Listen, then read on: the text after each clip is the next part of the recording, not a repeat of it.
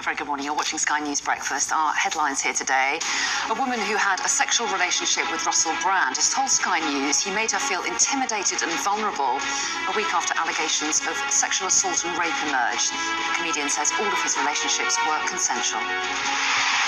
Ukraine has attacked a Russian naval base in Crimea as part of its counter-offensive. Ukraine's military says it used a cruise missile supplied by the UK and France. Nearly a third of people admitted to hospital with COVID had abnormalities in multiple organs 5 months on, according to a new study. MPs have called on the government to extend the warm home discount to support households struggling to pay their energy bills before winter. Rishi Sunak's popularity is at its lowest point since he became Prime Minister. A YouGov poll shows 68% of people now have an unfavourable view of the PM.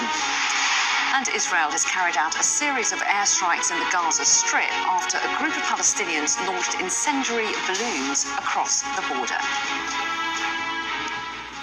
Let's take a look now at some of the stories making this morning's front pages. And The Times says that the Prime Minister, Rishi Sunak, has been told by Boris Johnson and David Cameron to drop plans to scale back HS2.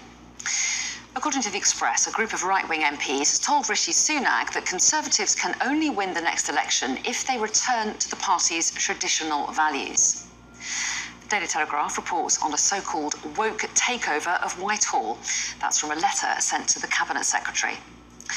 The Financial Times hears the Chancellor Jeremy Hunt is planning a revamp of individual savings accounts, or ISAs. The Eye reports that the UK and Russian officials have been holding secret talks during Russia's invasion of Ukraine. A royal story makes the front of the Sun, which says that Prince Harry has snubbed the King's offer for him to stay at Balmoral as the family marks the Queen's death anniversary. The Star, on the other hand, criticises the King for taking a private jet home from France shortly after giving a speech on what he called the existential threat of global warming.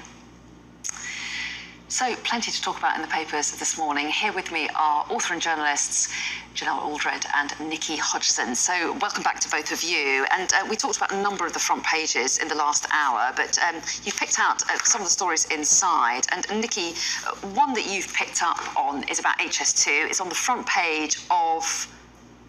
Which paper was it? Oh my goodness! Oh no! I've put myself Telegraph under. or Times, maybe. Anyway, one of the papers says that David Cameron and Boris Johnson are criticising Rishi Sunak for considering scrapping the last leg of HS2. That's not been announced yet, but there's another article about this in the Eye that refers to that story. Yeah, so apparently Jeremy Hunt has said that it's too expensive to carry on with the building of HS2, specifically the northern leg that would take it up to Manchester. And Kemi Badenoch, the business secretary, has come out and said, actually, the reason for why we have to reconsider is because too many people are home working. So if too many people are home working, they're not going to use the service, it just won't be worth the investment. I just find this so cynical, actually, on the part of the government, because HS2 has been in the offing for so long. I'm a northerner. I feel very passionately about it, connecting up London.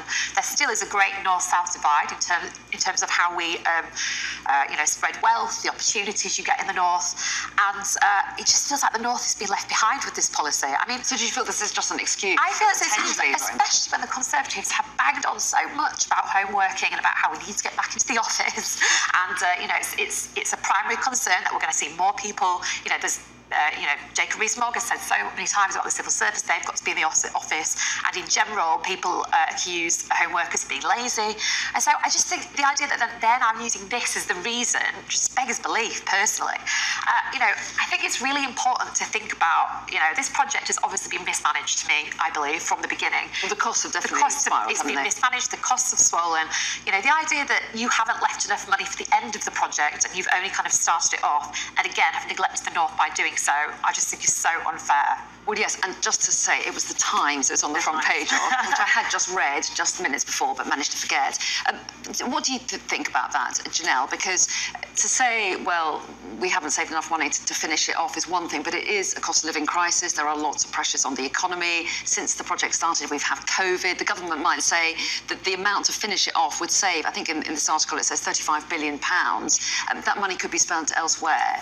where's the accountability for how this has ballooned? You know, often you hear when we talk about mortgages and people not being able to afford things, they say, well, don't have an avocado, smashed avocado sandwich, don't have a latte. We're talking about £20 billion overspend. How about don't overspend a budget that you don't have so that you can actually finish the thing? And I think in terms of using home working to justify, surely HS2 is about looking to the future of how we spread wealth going forward. So today's scenario isn't tomorrow's scenario. And hopefully what governments are doing is looking forward to the future. Who do we want to be, not who are we right now, using that as an excuse. So I think it is a bit of a cynical excuse. And I think there needs to be some accountability from the people running the project on where this £20 billion has gone, because that is not a small amount of money. Well, yeah, and questions in the meantime about whether or not it will be scrapped, that leg to Manchester. We'll have to wait and see about that. Though, Janelle, take us to the Mail next, because there's an article here about a suggestion by the Lib Dems on fast fashion. So they want to put a 1p tax on fast fashion clothes. Now, the Lib Dems have got their conference. So there's two takes of this story. This is the Daily Mail's take. The Guardian have a slightly more sympathetic look at some of their policies and what they're doing. I think in the end, for me, you know, in the next year, the Lib Dems are really going to have to find a way to cut through to get their agenda, their policies, their thinking on the table, because at the moment, this is the first thing I've probably read about them in ages, and it's not positive reading. Except they've done well in recent by-elections, haven't they? That's positive reading. That's very, very positive, but I still don't think they've got the cut through with the voters, and even kind of reading the more sympathetic readings of what Ed Davey's saying. He's saying, you know, we have to get the Conservatives out. My job is to defeat as many Conservative MPs as possible, rather than his job is to try and win the next election. Because I think if you do really want to get cut through, you do want to get votes, even if you feel you can't do it, you have to kind of put forward that ambition that you're a party that can do things. Do they get criticised for that, though, if they do that? People saying that's unrealistic? Well, I mean, you could say they can't win whatever they do. I mean, I definitely do think that they don't get enough stories in the press, and I don't think that's a problem with journalists, actually. I think that's a problem with their PR department. And I do agree with Janelle. I think they lack ambition in some ways. But I think what is important about this story is maybe it's the kind of thing that would appeal to younger voters. You know, young people are really, really conscious about the planet and about the implications of fast fashion. So, you know, I don't know, maybe if they just kind of pitch it to the right demographic, it will help them. Well, this is the wrong demographic audience for the Daily Mail for that particular pitching. But, yeah, but the story... reflection on my age. Definitely not young. Quick look at the Sun, Nikki, before we end this particular press review. And Harry snubs Charles is their headline. Yes, so in the past weeks, we've heard loads about how King Charles didn't have time to see Harry.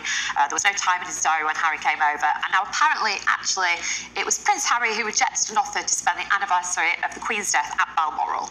So, you know, it's kind of this tit-for-tat that keeps going on with this story that, you know, they're both as culpable as each other. They're not able to kind of bridge this family divide. And, you know, it's just kind of, it's flipped the narrative from what we were hearing about the king being too busy to see his son. It's quite sad, isn't it? It is quite sad, but this is what happens in families. You know, we're all part of families. This is what happens. We fall out, we love each other, we get back together. We invite them to our castle. You know, it's just an ordinary day in a family life. I think this is a press office that gets far too much cut through. I'm actually pretty bored of hearing every single move of who's sleeping where tonight. You know, is this very interesting to me? Not particularly, I have to say. You know, I think there are bigger things going on that we could be talking about than Prince Harry snubbing Charles snubbing Harry. Maybe we should stop talking about it then. And on that note, we will. Nikki and Janelle, brilliant stuff. We will see you again in an hour for our third press review of the moment. Thank you.